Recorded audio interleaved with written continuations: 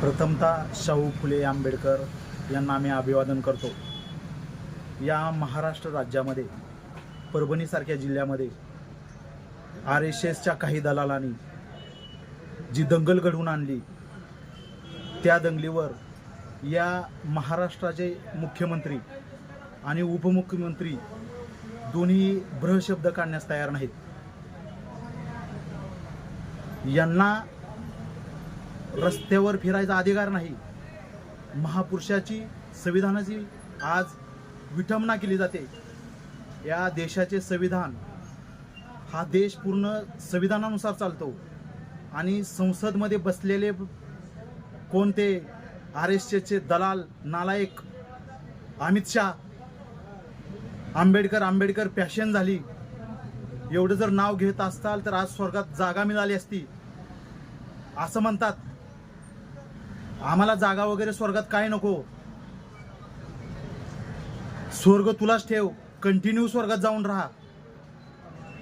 RSSच्या दलाला अमित शाह, तुला एवढी जर थोडी जरी जाण असती तर तुला भारतीय संविधानानं गोधरा हत्याकांडामधून वाचवलेला आहे।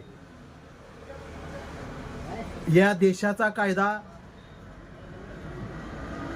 विश्वरत्न डॉक्टर बाबासाहेब आंबेडकर यांच्यानुसार चालतो आणि पूर्ण संसद, पूर्ण भारत देश डॉक्टर बाबासाहेब आंबेडकर यांच्या संविधानावर चालतात आणि आज तुम्ही त्यांचा अपमान करता। असा या मूर्ख अमित शहाला या महाराष्ट्रातच काय, या भारतात सध्या इथून पुढे फिरू दिलं जाणार नाही। म्हणून तर अण्णाभाऊ साठे म्हणतात ही न्याय व्यवस्था काहीकाची रकेल झाली, ही संसद देखील हिजड्यांची हवेली झाली। माझी व्यथा मांडू कोणाकडे, कारण इथली न्याय व्यवस्था भ्रष्टतेने रंगीन झाली। हे मोदी शहा भ्रष्ट लोक आहेत, म्हणून यांना रस्त्यावर फिरायचा अधिकार नाही। सर्व भीमसैनिक शिवसैनिकांना मी आवाहन करतो की इथून पुढे या नालायक मूर्ख RSSच्या दलालांना रस्त्यावरती फिरू देऊ नका। हे संविधानाला गाली देतात, छत्रपती शिवाजी महाराजांचा अपमान करतात, शाहू फुले आंबेडकरांचा अपमान करतात। यांना बिलकुलही फिरायचा अधिकार नाही। म्हणून या भारत देशातील सुज्ञ लोकांना माझी विनंती आहे, इथून पुढे या RSSच्या मोदी शाह दलालांना अजिबात रस्त्यावरती फिरू देऊ नका।